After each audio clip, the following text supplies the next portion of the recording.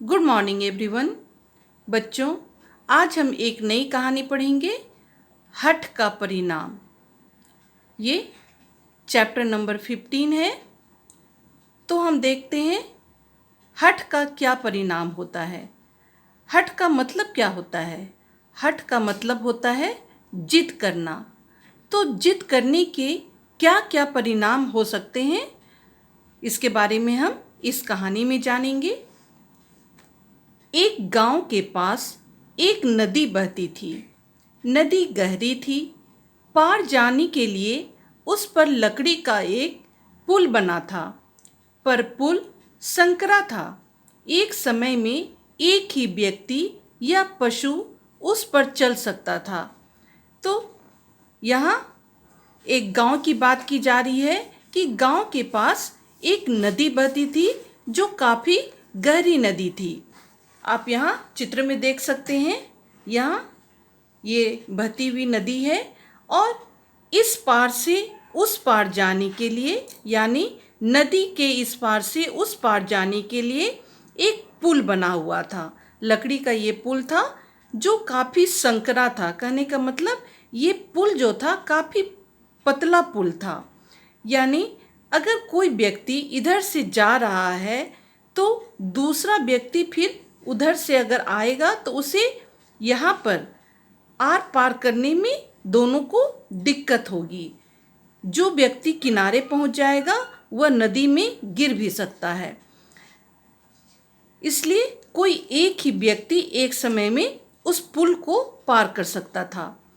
एक दिन गांव की ओर से एक कुत्ता पुल पर आया। उसी समय एक अन्य कुत्ता भी दूसरी ओर से पुल पर आ गया। आप देख सकते हैं कि गांव की ओर से यह कुत्ता पुल पर आ रहा था। उसी समय दूसरी तरफ से यह डॉगी भी इस पुल पर आ गया। पुल के बीच में आकर दोनों कुत्ते एक दूसरे के सामने खड़े हो गए। यहाँ पर आप देखिए कि दोनों डॉगी जो हैं एक दूसरे के आमने सामने खड़े हो गए। पहले कुत्ते ने दूसरे कुत्ते से पूछा, तू कहाँ जा रहा है? यानी एक डॉगी ने दूसरे डॉगी से पूछा कि तुम कहाँ जा रहे हो? तो दूसरे ने उत्तर दिया, मैं अपने गांव जा रहा हूँ। और तू कहाँ जा रहा है? तो दूसरे डॉगी ने पहले डॉगी को ये उत्तर दिया कि मैं अपने गांव जा रहा हूँ, पर तुम कहाँ जा रहे हो? पहला बोला, मैं दूसरी ओर जा रहा हूँ। तो वह बोलता है, पहला डॉगी, कि मैं दूसरी ओर जा रहा हूँ, यानी नदी के उस पार जा रहा हूँ। दूसरे ने जोर से डपटते हुए कहा, तू पीछे हट, पहले मुझे जाने दे। तब वो दूसरा जो कुत्ता था वह कहता है कि तुम पीछे हट जाओ, क्योंकि पहले मैं इस पुल को पार करूँगा। पहला कुत्ता भी कड़क कर बोला, तू पहले नहीं जा सकता, पहले मैं पुल पर आया हूँ, इसलिए पहले मैं जाऊँगा, तू बाद में जाना। तो पहला कुत्ता भी दूसरे कुत्ते के जवाब में यह कहता है कि मैं पहले इस पुल पर आया हूँ, इसलिए इस पुल को पार करने का अधिकार मेरा पहले है, और तुम बाद में आए हो, इसलिए तुम इस पुल को मेरे बाद पार करोगे।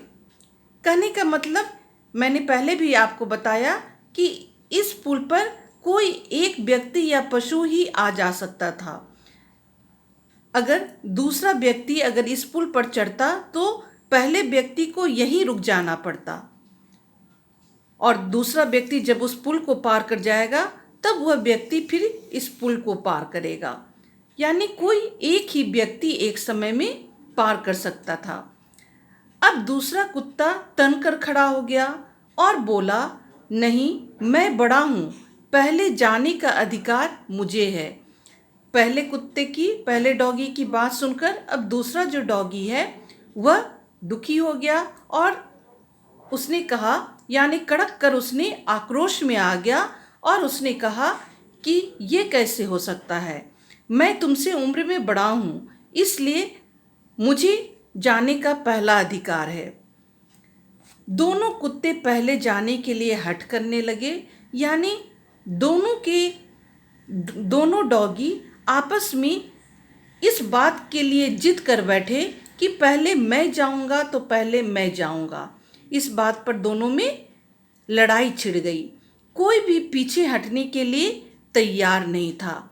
अब दोनों को अपने अपने आत्मसम्मान पर बात पड़ गई कि अगर मैं पीछे हट जाऊंगा तो यह मुझे नीचा दिखाएगा, और दूसरा कुत्ता यह सोच रहा था कि अगर मैं पीछे हट गया तो मेरा आत्मसम्मान जो है इस डॉगी के सामने घट जाएगा। यानी दोनों अपने अपने आत्मसम्मान को लेकर तन कर खड़े हो गए।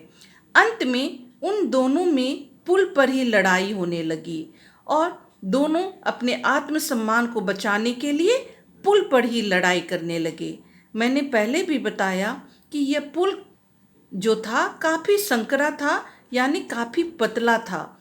अब जब पुल पर लड़ाई शुरू होने लगी तो पुल पतला होने के कारण दोनों में से किसी के भी गिरने की बात हो सकती थी। लड़ते लड़ते दोनों घायल होकर नदी में गिर पड़े और डूब गए। और ठीक बिल्कुल ऐसा ही हुआ कि जब दोनों डॉगी आपस में लड़ाई करने लगे तो संकरे पुल होने के कारण दोनों लड़ते लड़ते नदी में गिर गए और उन्हें तैरना नहीं आता था। और नदी, मैंने पहले भी बताया कि काफ़ी गहरी नदी थी। ये आप चित्र में देख सकते हैं कि किस तरह ये दोनों डॉगी जो है नदी में गिर गए। नदी काफ़ी गहरी थी, दोनों को तैरना भी नहीं आता था और इसका यह परिणाम हुआ, इस जिद का यह परिणाम हुआ कि दोनों ही नदी में गिर गए।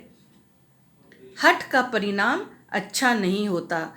तो इससे बच्चों आपने क्या सीखा कि हमें किसी भी बात की जिद नहीं करनी चाहिए। किसी भी बात की जिद वहीं तक अच्छी होती है जिसमें कि अपना और दूसरे का भी भला हो।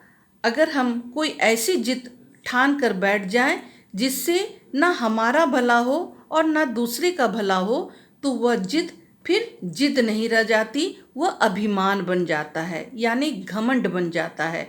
इसलिए हमें कभी भी ऐसी जिद नहीं पालनी चाहिए जो हमारे दुख का कारण बन जाए। तो इस कहानी से हमने यही शिक्षा ली कि हमेशा जिद करना अच्छा नहीं होता और जिद का परिणाम हमेशा अच्छा नहीं होता है। कभी कभी वह परिणाम बुरा भी हो सकता है। इसलिए इंसान को हर बात सोच समझकर कदम आगे उठानी चाहिए कि उससे हमारा भला हो रहा है या बुरा हो रहा है।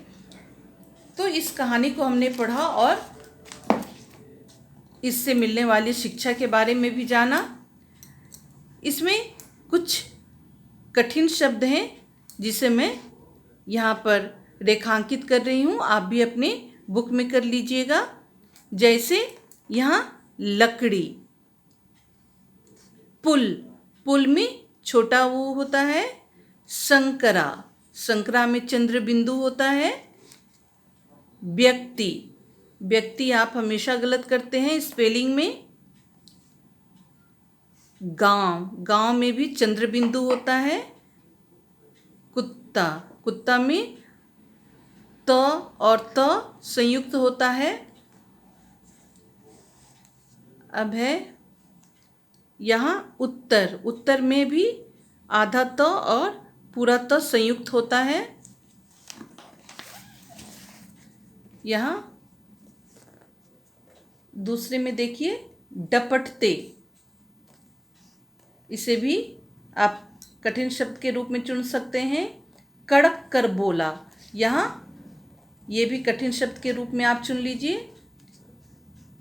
अधिकार,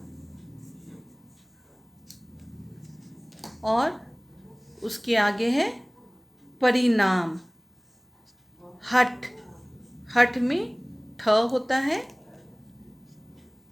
तो इस तरह से कुछ कठिन शब्दों को हमने रेखांकित किया जिसे आप भी अपने बुक में कर लेंगे। कुछ शब्दार्थ भी हम देख लेते हैं।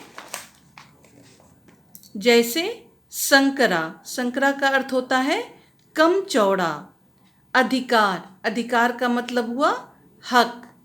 अन्य, अन्य का मतलब हुआ दूसरा। हठ, हठ का मतलब जिद। उत्तर, उत्तर का मतलब जवाब। और परिणाम, परिणाम का अर्थ होता है फल या नतीजा। तो इस तरह से हमने कठिन शब्द और शब्दार्थ भी देखे। कल हम बुक में दिए हुए कुछ अभ्यास को करेंगे। तो आज के लिए इतना ही। Thank you.